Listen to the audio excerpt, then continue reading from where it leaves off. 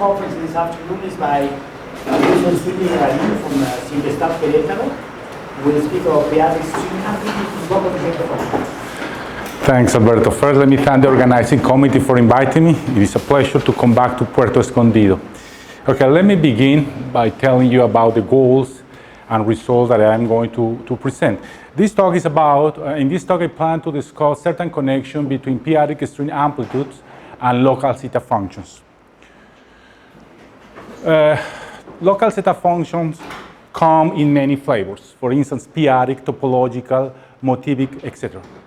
These objects are connected with number theory, algebraic geometry, singularity theory, and of course with mathematical physics. In this preprint, this is a recent preprint which is already available at the archives, regularization of p-Adic string amplitudes and multivariate local Zeta functions, we established that the p-Adic Koba-Nielsen string amplitudes are essentially finite sums of Igusa's local Zeta functions or local Zeta functions of p-Adic type. By using this fact, we established that these amplitudes are convergent integrals that admit meromorphic continuations as rational functions. Okay, this is very important. By the way, in this talk, P denotes a p-Adic number. Some physicists have conjectured that in the limit P approaches to 1, the p-Adic string amplitudes approximate the classical strings. Okay.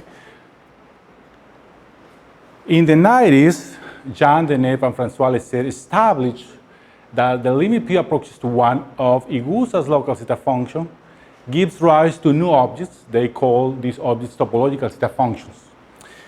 By using the Denef-Loeser theory of topological Zeta functions, we established that the limit P approaches to 1 of the 3-level p-Adic open string amplitudes gives rise to a new amplitude which we have called topological open string amplitudes.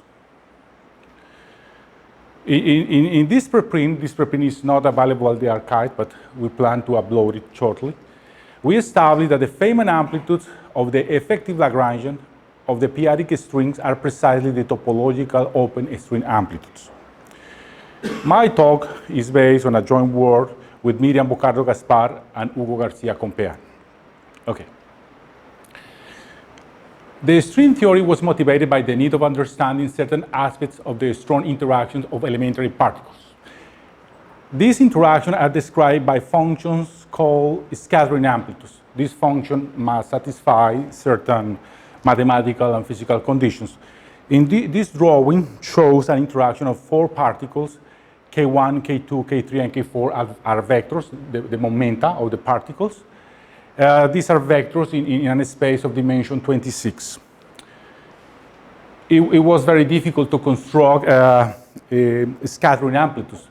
In 1968, Veneziano proposed a volume function for describing the interaction of 4 particles. This is the Veneziano amplitude. This function is a beta function. So this is the gamma, the standard gamma function. Alpha is a function that comes from experimental data. K1, K2, K3, K4 are the momenta. The square denotes the Minkowski product. The importance of this function is that the asymptotics of this function matches the physical experiments. The Veneziano amplitude can be generalized to the case of the scattering of particles. These are the momenta, and this amplitude has this form. Okay? In the case of 4 particles, this integral gives the original Veneziano amplitude. One important thing is that this is a geometric object in the sense that this object can be formulated on any local field. This means that we can replace R by the complex numbers or p-Adic numbers, etc. Okay, the convergence of these integrals is an open problem. This means that the theoretical physicists use these integrals as formal objects. Okay, let me recall you that the field of p-Adic numbers denoted by QP is defined at the completion of the field of rational numbers with respect to the p-Adic norm. The p-Adic norm is defined in this way. any non-zero rational number can be represented in a unit form as a power of p times a fraction. This gamma is unitely defined, and by using gamma, the p-Adic norm is defined by this formula. Any p-Adic number different from 0 admits an expansion of this form. In this expansion, the xj are p-Adic digits. QP with the sum is a locally compact topological group. I'm going to denote by dx the Haar measure, a Haar measure on this group.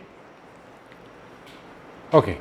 The p-Adic string theory started in the 80s with the work of three groups, Volovich, Freund and Witten, and Frampton and Okada.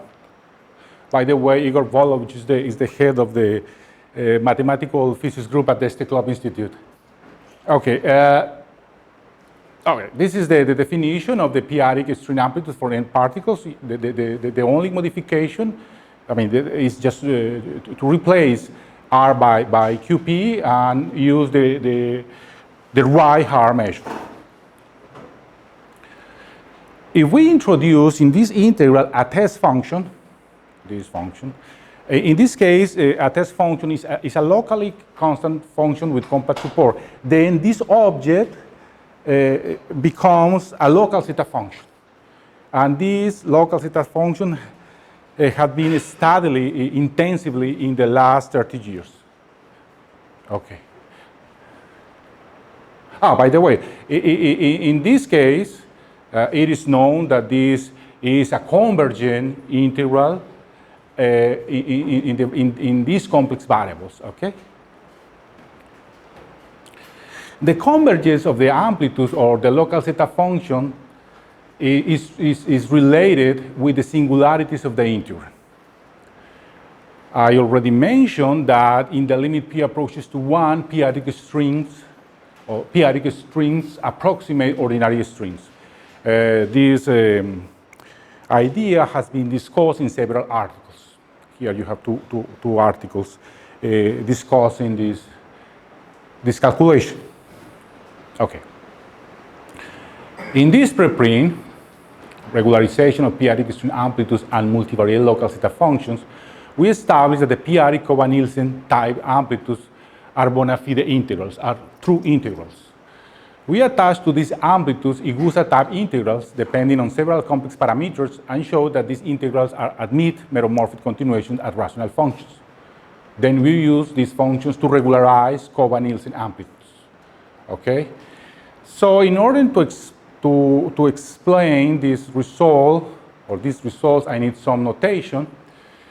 I'm going to denote by K a non-Archimedean local field, which is a locally compact topological field with respect to a non-discrete topology. This is the norm. Any non-Archimedean local field of characteristic 0 is a finite extension of QP. Rk is the unit ball. The unit ball can be described in terms of the norm by this formula.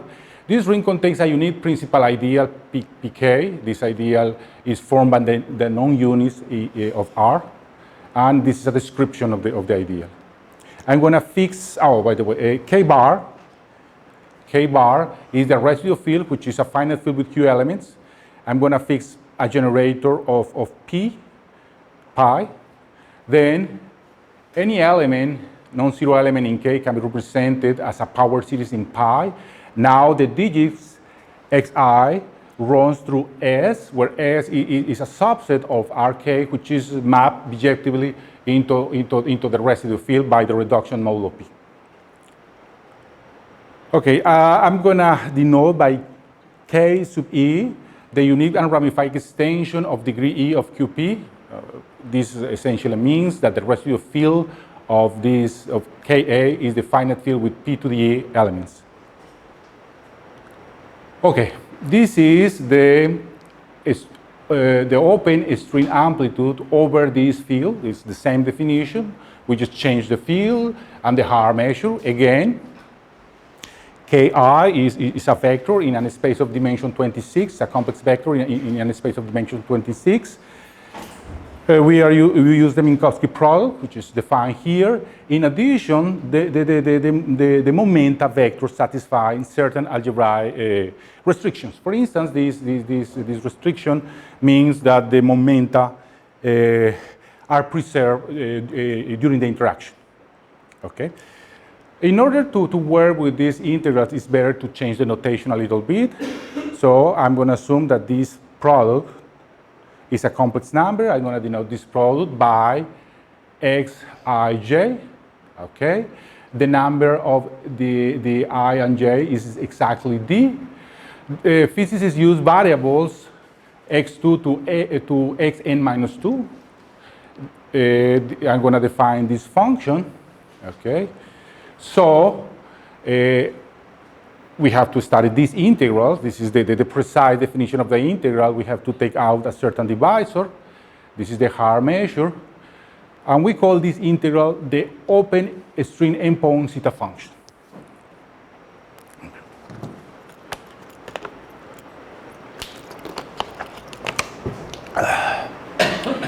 Okay, in order to study this integral, we introduce sectors. So capital I is a subset of T. T is the set of labels of the variables from 2 to n minus 2. The sector I consists of the vectors such that the component I runs through the unit ball if and only if lowercase I belongs to capital I. So the sectors form a partition of the domain of integration, and this is the contribution of the sector. By using this partition, we decompose the zeta function, the integral, as this sum. Then, by using change of variables, it is possible to show that each of this integral is a product of two integrals. But the key point is that now these two integrals are non-Archimedean local zeta functions, which means essentially that these are integrals over the unit ball. Okay.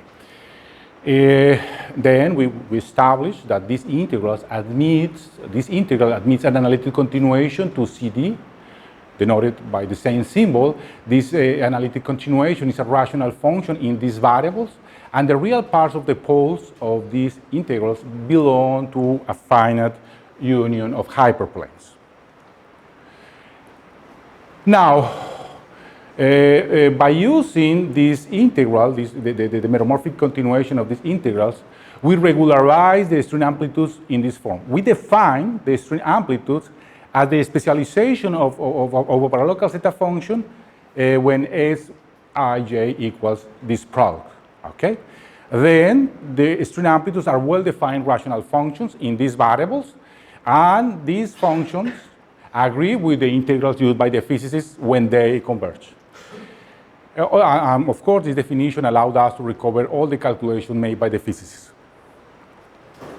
Okay, now I'm gonna, the next step is to compute the limit when q approaches to 1 in these integrals. Okay, in order to do this, I need some ideas. I have to introduce some ideas about local zeta functions. So now k is a local field of characteristic 0. It is well known that K is an Archimedean field. In this case, K is isomorphic to R or C, or K is a non-Archimedean local field, which means that K is a finite extension of QP, the field of p-Adic numbers. I'm going to denote by D, calligraphic D, the C space of test functions in the Archimedean case. This is the space of smooth functions with compact support. In the non-Archimedean case, this is the space of locally constant functions with compact support. Okay. If f is a polynomial with coefficients in k and phi is a test function, then the local zeta function attached to this pair is this integral. In this formula, S is a complex number satisfying this condition. This integral converges in the half plane real of s greater than 0 and defines a holomorphic function in this half plane. By using Hironaka's singularization theorem, one shows, or it's possible to show, that this integral admits a meromorphic continuation to the whole complex plane. Okay? In the p-Adic case, by using in Oracle's desingularization theorem, Igusa established in the 70s this result. The p-Adic local zeta function is a rational function in the variable p minus x. The possible poles have this form.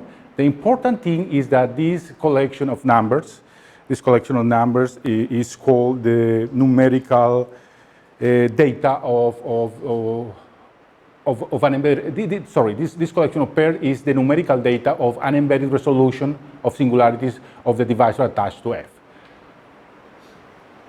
Igusa local zeta functions are related with arithmetic objects. More precisely, Igusa zeta functions are related to the number of solutions of polynomial congruences modulo Pm and exponential sums mod Pm. There are several intriguing connections within topology of complex singularities. For instance, this is the Monodromy Conjecture. This is a central conjecture in this theory. Suppose that F is a polynomial with coefficients in Q. Then, for P big enough, if S is a pole of the meromorphic continuation of this local zeta function, then exponential 2 pi I, real part of X, is an eigenvalue of the local monodromy of F at any complex point of this hypersurface. This is a very difficult conjecture connecting topology and arithmetic. Okay, really I need local zeta functions depending on several polynomials and several variables, but I prefer to discuss the results in the case R equals 1. Okay. The idea is to compute a limit. Then a natural question is if there is an explicit formula for this integral. Okay. So if phi is the characteristic function of the unit ball, I'm going to use this simplified notation. In this case, under suitable conditions, it is possible to find an explicit formula for this integral. Let me recall this. If the cardinality of the residual field is q to the a, then the local zeta function is a rational function with numerator and denominator in this ring. And there is a finite set of pairs of integers which can be chosen independent of k, such that the denominator has as a possible factors these polynomials. Okay, this is the explicit formula. Suppose that W is a subset of Rn, which is the union of cosets mod Pn. Now we define this integral, the integral of W. If Z is an scheme defined over K, the NCL denote the L rational points of Z. This is the theorem due to Jean Denef. Suppose that F is a polynomial with coefficients in R, such that the reduction modulo the maximal ideal of R is different from 0. Now D is the divisor attached to F. Suppose that this divisor has a resolution of singularities with good reduction modulo P. This is a technical condition, but this is a generic condition. Now, the preimage of D is a union of finite numbers of closed subvarieties, smooth closed subvarieties of Y. To each exceptional divisor, we attach a pair of numbers, Ni and Vi. Ni is defined by this formula, and the Vi is defined by this formula. This is the divisor attached to a differential, to a top differential form in Kn. Okay. Then this is the explicit formula for the local zeta function. So this integral is controlled by geometric data, okay, geometric data, and by some arithmetic data. These numbers, Ni and Vi, come from any embedded resolution of singularities of the divisor F, and these numbers contain arithmetic information. More precisely, Cj is the number of rational points of a variety defined of Fq.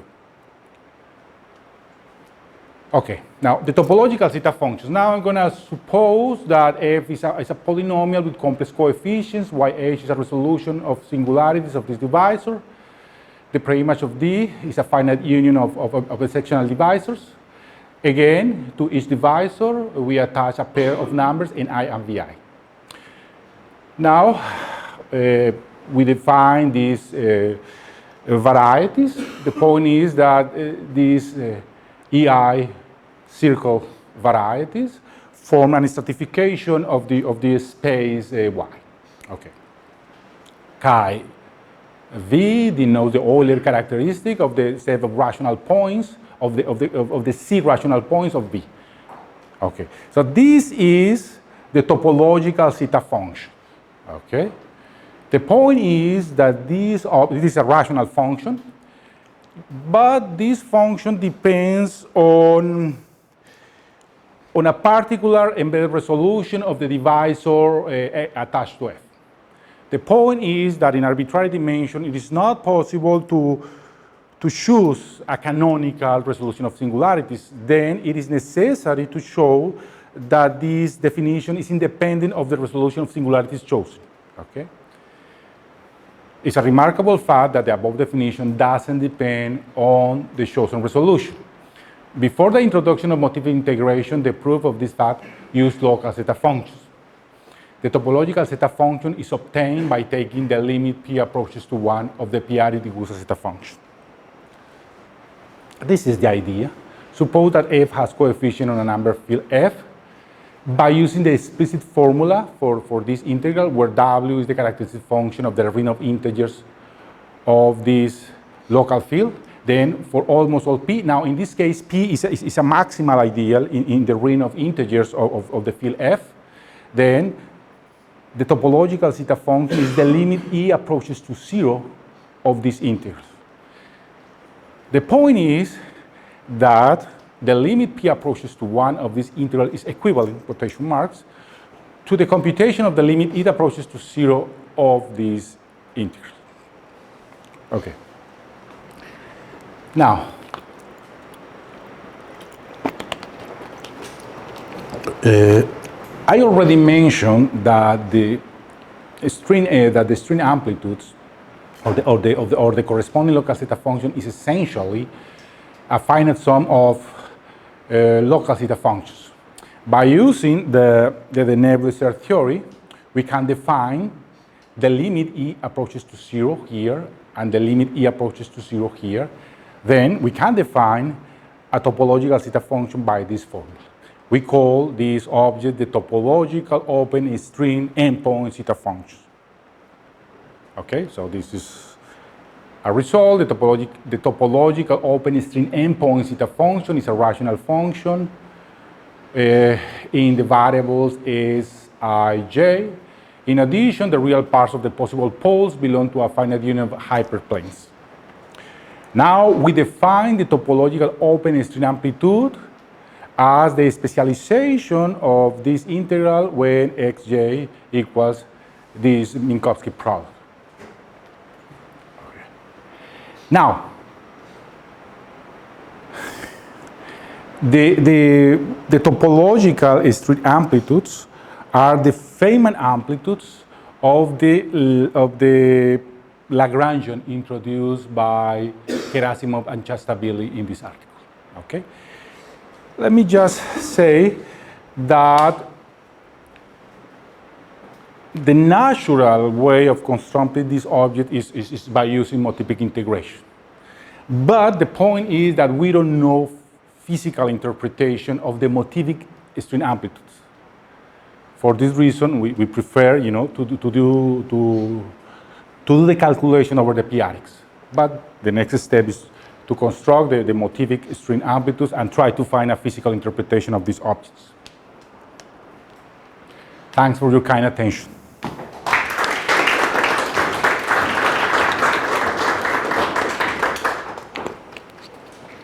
Questions or comments?